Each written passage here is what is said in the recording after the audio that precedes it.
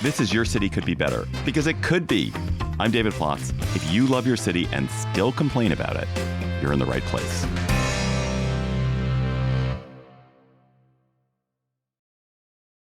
It is the semi-quincentennial this weekend, and if there is anything that America's founding fathers agreed on, it was the importance of trivia. The Minutemen, of course, were so named because you had to be able to list 23 towns in Massachusetts in a minute in order to join. The Bill of Rights logjam at the Constitutional Convention was broken when Alexander Hamilton beat James Madison in a game of Founders Feud.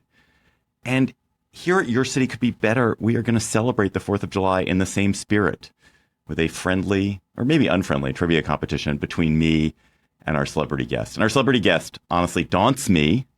I'm terrified of her. Alexandra Petri is not only one of the funniest columnists in America, as she proves regularly in The Atlantic, but she's also the author of a book of fake U.S. history, Alexandra Petri's U.S. History, Important American Documents I Made Up, which I have on the shelf behind me. I was just trying to find it before Alexandra came on so I could have a cheat sheet. Hello, Alexandra. Welcome to Your City Could Be Better. Oh, thanks for having me. So we're going to face off in a game moderated by one of America's top trivia entrepreneurs, who is also the host of CityCast Twin Cities, Sean McPherson. Sean is the co-founder of Trivia Mafia, the Midwest's largest trivia business, whatever that means. Hello. Hello, Sean. What does that mean? I love the intro that it's whatever that. Alexander wrote a book. You didn't say whatever that means. Yeah, whatever that is. Pages bound, I guess, together. No. Yeah, but it takes a little more explaining. 19 years ago, I started a trivia night with my friend Chuck, and has grown into this big business. We have over 250 trivia nights a week with a staff of people who write questions, but also a staff of people who go out and read these questions at bars. And it's been a spectacular part of my life. I'm now hands off and focused on CityCast Twin Cities, but I'm so proud of what I've done with Trivia Mafia, and I'm glad I get to run some trivia for y'all. Oh, man. I'm like, oh, no, these are going to be real facts. I'm used to fake facts. So. Yeah, there'll be some facts, there'll be some fun, and it's all loosely related to America in celebration of the 4th of July. And I have 4 rounds of trivia prepared for David and Alexandra today. And here are the categories. Now, the first category is the Declaration of the Declaration of Independence. Categories 2 and 3 are CityCast road trips. So that means the answers are going to be cities that CityCast is active in today, which means that David probably has a profound advantage in those particular categories. And then the final round is Great Americans Who Share a Name. So those are the 4 rounds we're doing. And we're going to be using the Your Name is Your Buzzer method. So when you know the answer, say Alexandra when you're ready to answer, or David, say David when you're ready to answer. Say your name, and then I'll call on you to share the answer. If you get the answer correct, you get a point. There is not an opportunity to steal. So if the person gets it wrong, I'll just share the answer, or the other person can share the answer for pride, but there's no points. And the winner is going to be determined not by who got more questions correct, but who won more rounds. So if you win the same amount of rounds, if you both win 2 rounds, I do have some numerically based tiebreakers prepared, but otherwise, that's the table. That's the plan. David and Alexandra, are you ready for the Declaration of Independence? Yeah.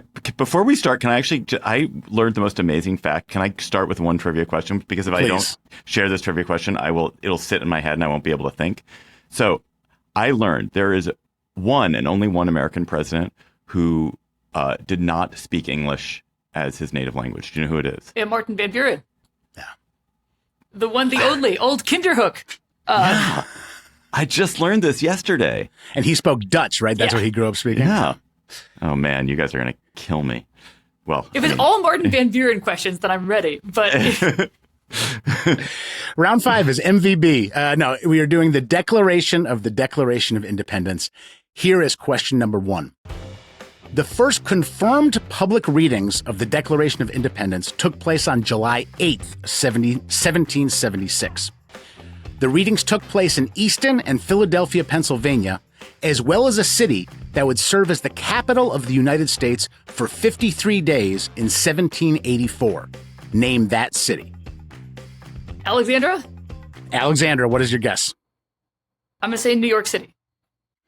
That has served as the capital, but I believe that predated Philadelphia, not postdated. So no points for that. The correct answer is Trenton, New Jersey. Trenton, New Jersey was the capital for 53 days. Here's question number 2 of the Declaration of Independence. A 47-page pamphlet released on January 10th of 1776 was instrumental in swaying public opinion toward favoring independence from Great Britain.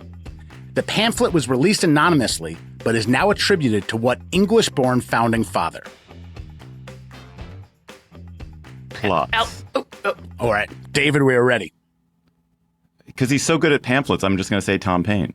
That is correct. Yeah. You must say like as a personal friend. Good old Tom Paine. I've only ever heard of as Thomas Paine. Yeah, to me, he's Tom. Yeah. He was, I think, a notoriously unpleasant person.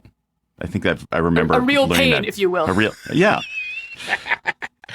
No points for jokes. So I cannot give you a point for that one, Alexandra. Here is question number 3 of the round.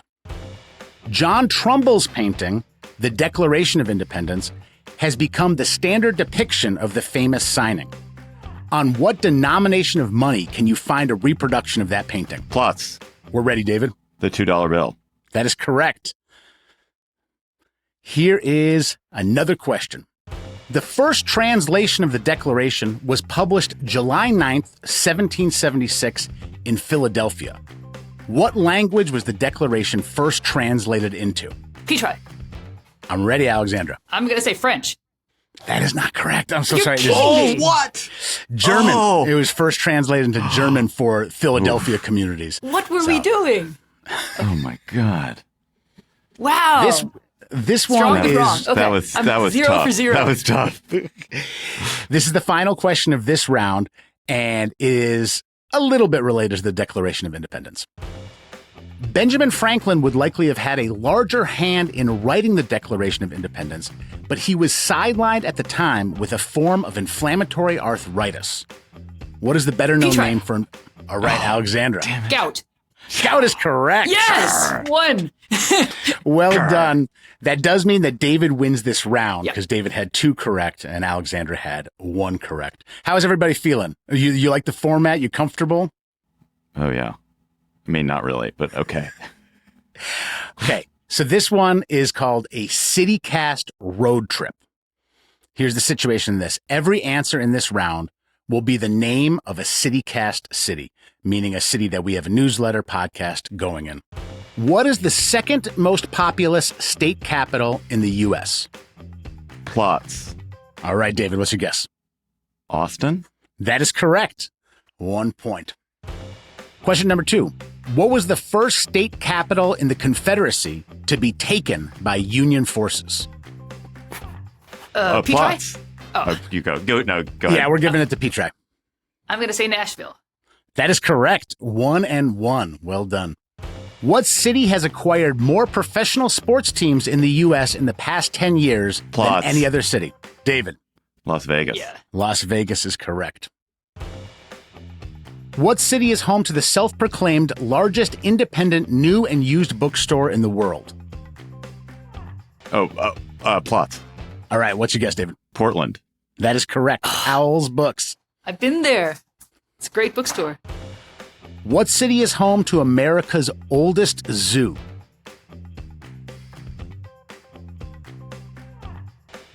Petri.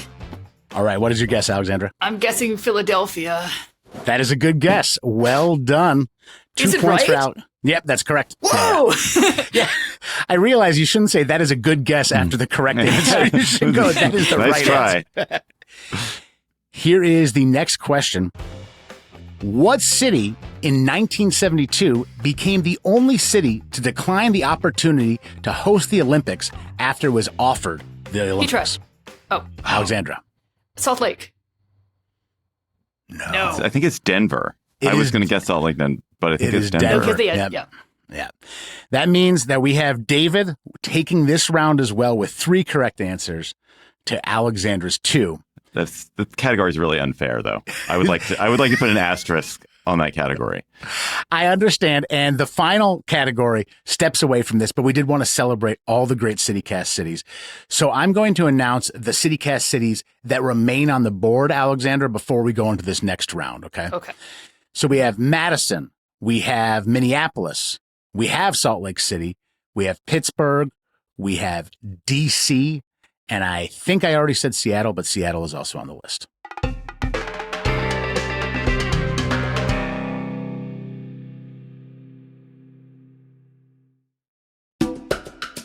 This episode is brought to you by the Vail Wine Classic.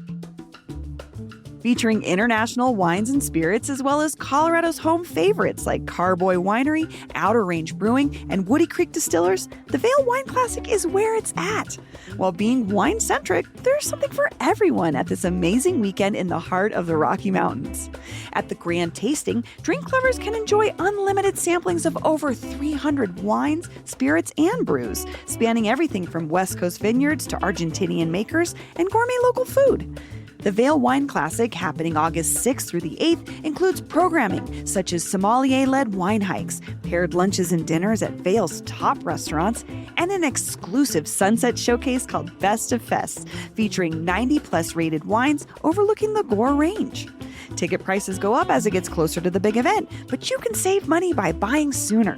Just use code CityCast at checkout for $10 off.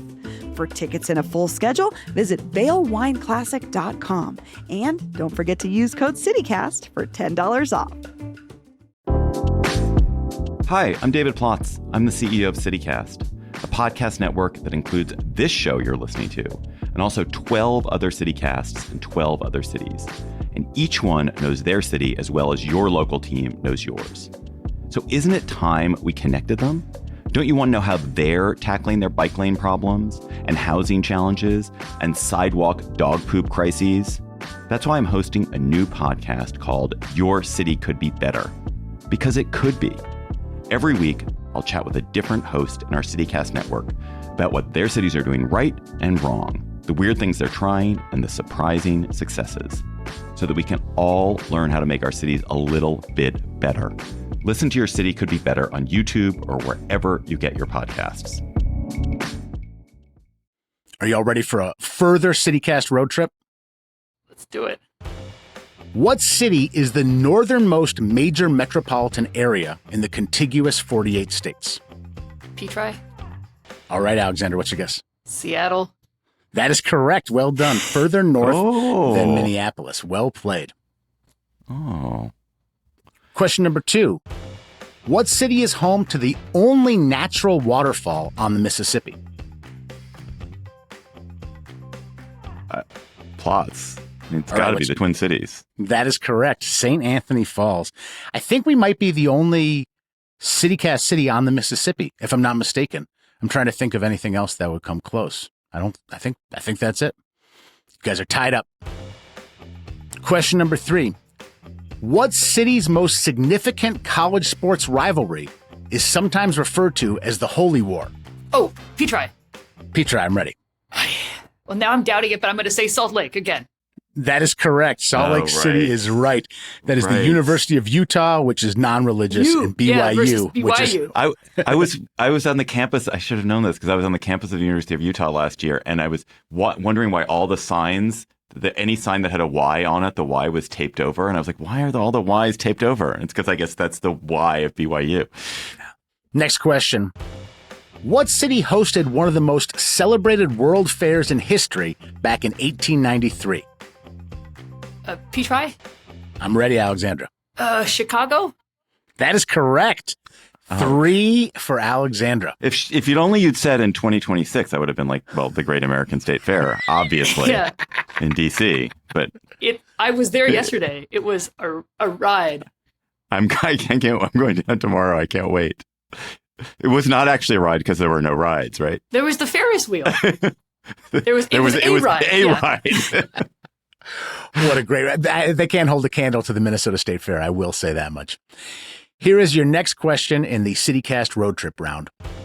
What city is within reasonable driving distance to 8 Frank Lloyd Wright buildings, which is the second most in a metro area behind only Chicago? All right, David. Madison. Madison is correct. He's creeping up, Alexandra. Yeah, 2 you got points to 3 Taliesin, points. you got the whole, yeah, You have Wisconsin roots, right? I do. I feel like the reasonable driving distance is doing a lot of lifting there, but I'll give it to you. Have you been? Wait, are you from Milwaukee, Alexandra?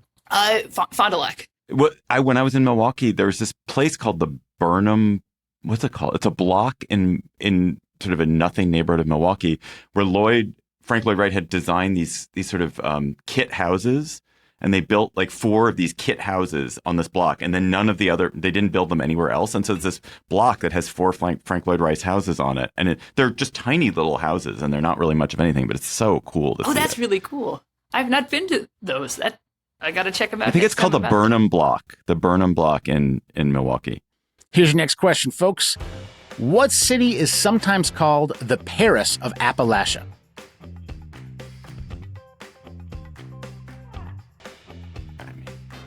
Plotz, I guess it's Pittsburgh.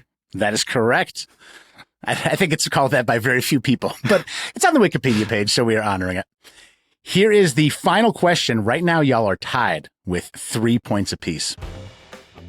What city elected their first mayor in 1975?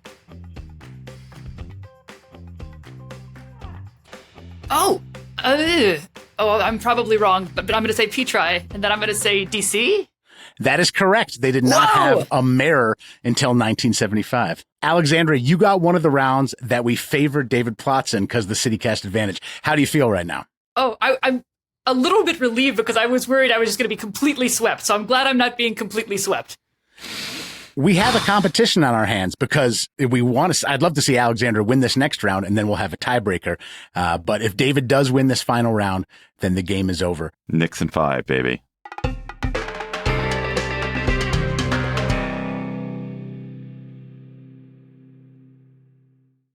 This round is called Great Americans Who Share a Name. So I'm going to describe 2 Americans who share the same first and last name, and you give me that name.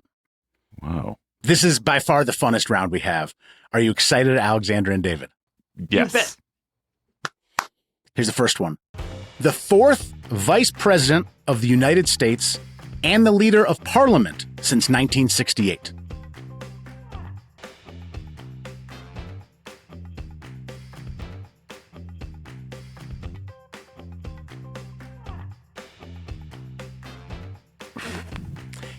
Plotz. Okay, we're ready. James Monroe. I'm just going to guess that Monroe was Madison's vice president. No. Okay. This person also had a dual role as the leader of Funkadelic, George Clinton. George Clinton has been the leader of Parliament since 1968 and was the 4th vice president. I was thinking of the wrong Parliament. And I was like, we didn't have a vice president named Prime Minister. What are you talking about? But that's on me. Here comes the next one. An actor celebrated for his collaborations with Ryan Coogler and the wealthiest athlete of all time. Petri. Petri, go for it. Who is Michael Jordan? That is correct. Michael Jordan and Michael B. Jordan. Next one. The longest serving judge on American Idol and the replacement for Jermaine in 1975. Plotz. Go for it, David. Hey, I like you were going straight to Jeopardy. Who is Randy Jackson? That is correct. David, you got that one, so we are tied up. Here's the next one. The subject of a #1 hit for Kim Carnes in 1981 and a legendary funk vocalist famous for her racy song, He Was a Big Freak. Plotz. Go for it. Betty Davis. Betty Davis is correct. The funk vocalist, Betty Davis, and the actor, Betty Davis. Final question. Is that possible? Ooh, okay. The filmmaker, famous for writing and starring in Swingers, and the speechwriter and co-founder of Crooked Media. Oh, Petri. Petri, we're ready. Jon Favreau. That is right. That means we have a tie for this round. So first we have to settle that, and then we'll go to the tiebreaker. It's like multiple tiebreakers. Multiple tiebreakers. Okay. Wouldn't it have been funny if that Jon Favreau was the same person? It took me a while to realize it wasn't the same person. I thought Randy Jackson was the same Randy Jackson, like who joined the Jackson Definitely. 5. Yeah, definitely and I was thought that. wrong about that. Yeah. So for our numerically based questions, you want to get as close as you can, whether you go over or under. It's whoever gets closest. And by an arbitrary coin flip, we'll let Alexandra guess second on this one and David guess first. And this is to figure out who wins round 4. And again, there's no worry about you going over or under, Alexandra. It just, you want to get as close as you can, and then David wants to get as close as he can after that. How tall is Michael Jordan? 6'6". All Which right. Michael Jordan? I did not say B, not Michael Bartholomew Jordan. How tall is Michael Jordan, Alexandra? I'm going to say 6'8". 6'8". David was on the nose. He is 6'6". So All that right. means that David wins that round. And that thus also means the game. he is the champion. Your city could be better, but David Plotz could not be better at this trivia game because he aced it. So well done, David. Alexander, it was nice of you to come on, especially the way we rigged the questions in advance. No, I do feel I'm gonna have a recount. I'm gonna demand a recount, and I'm gonna get them to mail me the true ballots, and we'll look. I feel like this. a Michael Jordan question, like asking a man of my age who played basketball a Michael Jordan question is a little bit of a gimme. It's not. That's a, No, don't worry. I'll There take are it. plenty I'll of take people it. whose heights I don't know. Not just Michael Jordan's height, but also many other people's heights. So, Do you know the amazing Americans who have the same name, just in the spirit of this, or people have the same name? You know that Bill Wyman, there's a journalist, Bill Wyman. Do you know this journalist, Bill Wyman? And there's Bill Wyman, who was in the Rolling Stones. And Bill Wyman, who was in the Rolling Stones, once sent a cease and desist letter to Bill Wyman to say he couldn't write under the name Bill Wyman, even though Bill Wyman he'd been Bill Wyman longer than Bill Wyman had been than the Bill Rolling Stones Wyman, that yeah. existed. I did not know that. I know Bill Wyman, the bassist, but I did not know Bill Wyman, the journalist. Yeah, there's a Bill Wyman journalist too. There's another David Plotz journalist who's my cousin, but he doesn't write as David Plotz. there's another Alexandra Petri who's a journalist, but I think she pronounced it Petri. Alexander, would you say you learned more about U.S. history writing a book of fake U.S. history, or more from just life?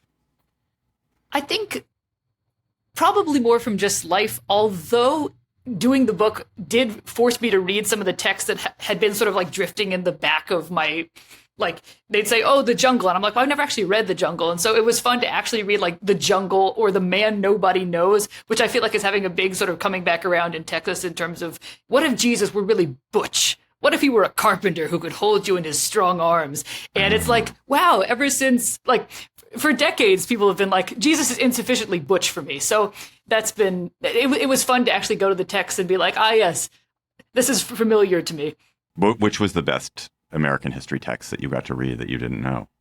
I did love The Jungle. The Jungle was a hit, except I did think that Jurgis Rudkis, our protagonist, was going to fall into a vat and become rendered into sausage at some point, and he didn't, which I guess is a spoiler for anyone who hasn't read The Jungle yet. But it was one of those things where I kept getting, I'm like, he's only got like 20 pages left, and I guess he's going to have to fall into that vat really soon.